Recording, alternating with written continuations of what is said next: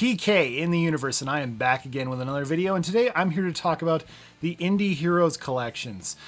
Man, oh man, I tell you what, a lot of people, when they think of games that are going legacy, of course, a lot of people might, gravitate to the Intellivision collections, of course, because, recently it was announced Atari acquired Intellivision, so you assume that maybe those Intellivision collections will go legacy because Atari, of course, has basically ended their relationship with Blaze as far as, continuing a licensing deal with them.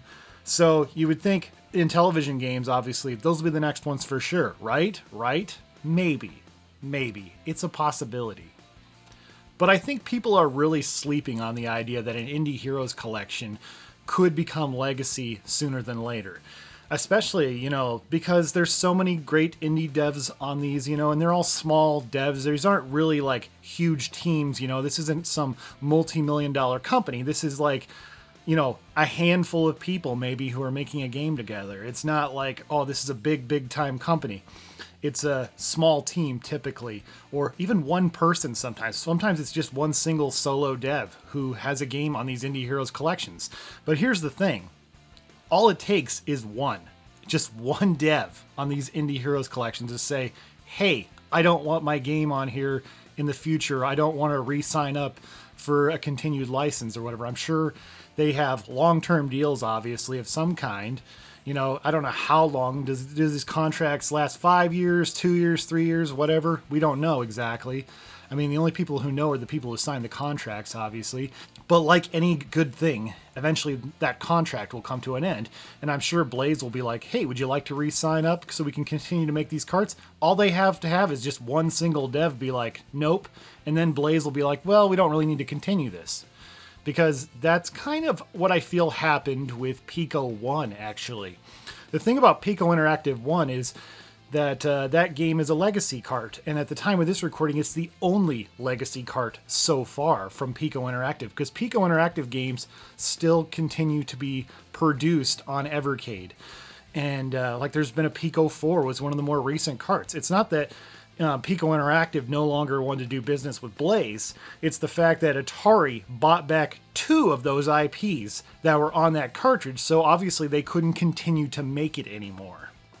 And that's the thing, too, is, Pico Interactive is one company, so that Blaze will be just dealing with them when it comes to their cartridges.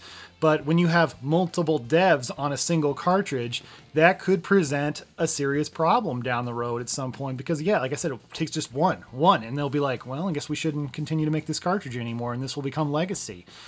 And I really hate the fact that Blaze even acknowledges that these carts are legacy. It's just like, stop producing them, and just don't say anything about it, because just like when New Super Mario Bros. U on the Wii U, when they ended production for that game, did Nintendo tell everybody about it? Of course not. It just stopped selling them. And I think that's what Blaze should do, but they are not. They have to tell everybody it's legacy so they can make sure they clear out the stock at Fun Stock, I guess. I don't know, and make sure more people know about it so they can buy it before it's too late, Totally not creating FOMO or anything, but yeah, I think an Indie Heroes collection could be likely.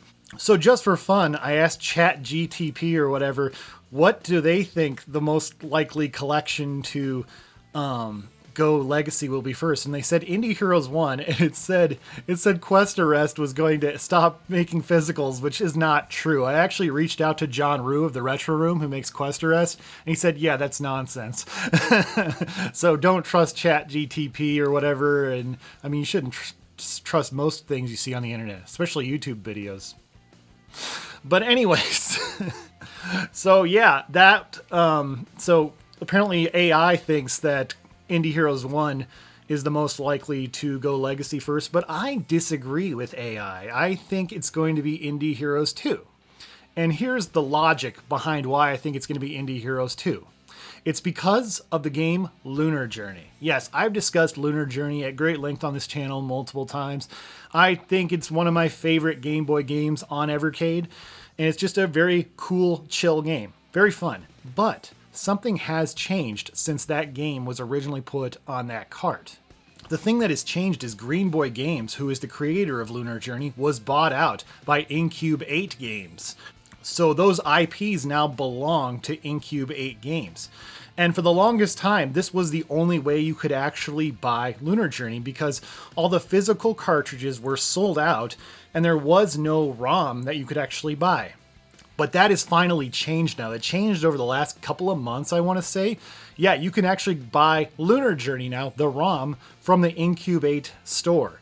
And I actually did. I bought it. And I'll tell you guys right now, there's only one difference between the ROM and what's on the Evercade cart. And that is there's actually a title screen that actually shows Incube 8 logo or whatever. But other than that, they're the same game. So there's not a huge difference or anything. But the fact that Incube 8 now owns it, I think could potentially put that game in jeopardy. Or maybe, hear me out, maybe Incube 8 does agree to continue to license that game to Blaze, but now the future Evercade Indie Heroes 2 collections will have that version of the ROM on it instead of the one we have currently right now, the one that doesn't have the Incube 8 logo on the title screen. So that could be interesting, and that could also maybe possibly create a variant situation for Indie Heroes 2. But yeah, I actually think the Indie Heroes collections are some of the most vulnerable and most likely to become legacy over something like, for example, the Megacat collection. The Megacat collection, we all know those are games from publisher Megacat. So we know those are probably going to stay on that, and that Megacat is doing the licensing agreement with Blaze and not necessarily the individual devs, maybe? I don't know. Don't quote me on that. Maybe the devs still have a say in that. But I think the Indie Heroes Collections games could be the most vulnerable to become legacy carts, just based on the fact that there's just so many different devs who've done deals, and you don't know how long these contracts go. I mean, who knows? Maybe these are like 10-year, 15-year contracts, and we don't even know. The only people who know really are the people who've signed the contracts or whatever, and I'm sure that's confidential. I'm sure Blaze isn't going to come out and be like, yeah, Dev ABC signed 15-year contracts. They're probably not going to say that. I would highly doubt it, but anyways, yeah, I just wanted to bring that up because I thought that was an interesting topic, because I've seen a lot of talk about legacy cards lately, especially with the whole, Atari bought Intellivision, and I even made a video talking about that. So what are your thoughts? Do you think Indie Heroes 1, 2, or 3 will become legacy cards? Or am I just blowing this way out of proportion? Comment below. I'd love to hear what you have to say. Anyways, thank you guys so much for watching, and stay awesome in this universe. Thanks. Bye.